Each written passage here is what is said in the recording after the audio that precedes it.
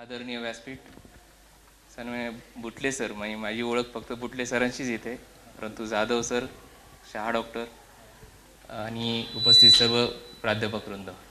Actually आत्ता अनन्याने जी गोष्ट सांगली ती थोडीशी इलॅबोरेट करून सांगायची झाली तर स्कॉलरशिपमध्ये तो राज्यात 10वा आला ही नक्कीच आमच्यासाठी अभिमानास्पद गोष्ट आहे. कारण आम्ही त्याचं मीडियम चेंज केलं होतं 5वीमध्ये. 1ली ते 4थी तो इंग्लिश मीडियममधून शिकला आणि 5वीमध्ये अचानक मराठी मीडियममध्ये एक्झामसुद्धा मराठी मीडियममध्ये दिली आणि मराठी त्याला अवघड जायचं. आत्ता पण त्याच्या बोलण्यावरून लक्षात आलं असेल की तो किती मराठी शिकलेला आहे.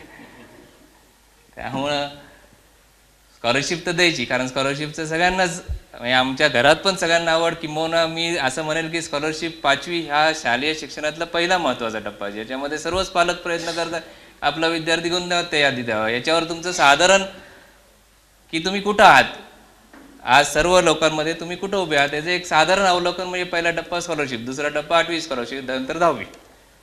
त्यामुळं याला महत्त्व, अनन्यसाधारण महत्त्व आहे स्कॉलरशिप एक्झामला. त्यामुळे स्कॉलरशिपच्या एक्झामची तयारी हा तितकाच महत्त्वाचा भाग.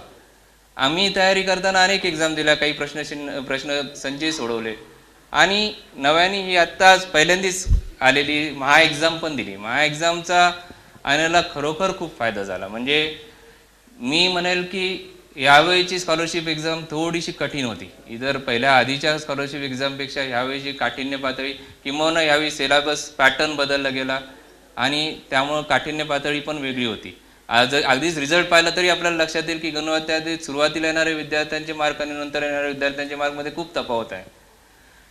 महा एक्झामचा जर तुम्ही विचार केला तर महा एक्झाममध्ये पण सेम टू सेम गोष्ट आहे. म्हणजे आणेबरोबर त्याच्या शाळेत आलेले विद्यार्थी आहेत, गुणवत्तेत जवळपास 8-10 विद्यार्थी आहेत, सेम टू सेम अगदीच त्याच मार्कांनी महा एक्झाममध्ये पण आलेत, अगदी सेम टू सेम. म्हणजे मी अगदीच कौतुकास्पद एवढंचसाठी म्हणतो की इतकं स्ट्रेट फॉरवर्ड, इतकं पारदर्शक मूल्यमापन ह्या परीक्षेमुळे झालं की आणायचं तर खरोखर टेन्शनच दूर झालं की तेवढ्या वेळेमध्ये तेवढे प्रश्न कसे सोडवायचे, ही सराव प्रश्नपत्रिका, कशावर जोर द्यायचा, कुठं माझा टाईम जातोय, कुठलं कठीण प्रश्न आहे, कशात मी भर द्यायला पाहिजे, हे सगळं त्याला साधारण आयडिया त्या एक्झामच्या आधीच आली.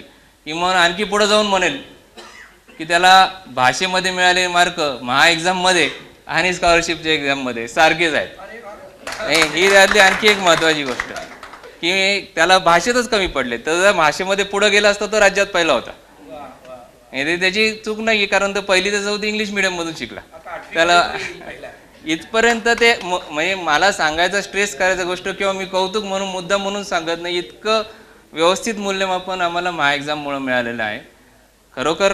म्हणजे आणि मी आता इथं आल्यामुळं मला खरं तर पाहायला मिळतं की मी किती तुम्ही लोक प्रयत्नपूर्वक हा प्रश्नसंच तयार करतात, किती वेळ देऊन, किती अगदी त्याचा अभ्यास करून तयार केलेला असतो. उगाच म्हणून घ्यायची परीक्षा आणि त्याचा काहीतरी रिझल्ट द्यायचा. आणि आता हे पण मी सांगतो की सरांनी मला काही बोलवलं म्हणजे मी त्यांना सांगितलं माझा मुलगा आला आणि मग मला बोलवा असं कधीच झालेलं नाही. त्यांनी शोधून नंबर काढला, आम्हाला ट्रेस केलं या, आणि ही कौतुकाची जी थाप आहे विद्यार्थ्याच्या याच्यावर ती फार गरजेची असते. त्याला पुढचं अभ्यास करायला, पुढच्या गोष्टी करायला प्रेरणा देते. त्यामुळे या सर्वच गोष्टींसाठी सर तुमचं मनपूर्वक धन्यवाद. महा एक्झाम किंवा ह्या तुमच्या सर्व लोकांचं पूर्णपणे अभिनंदन आणि पुढच्या कार्याला शुभेच्छा. धन्यवाद.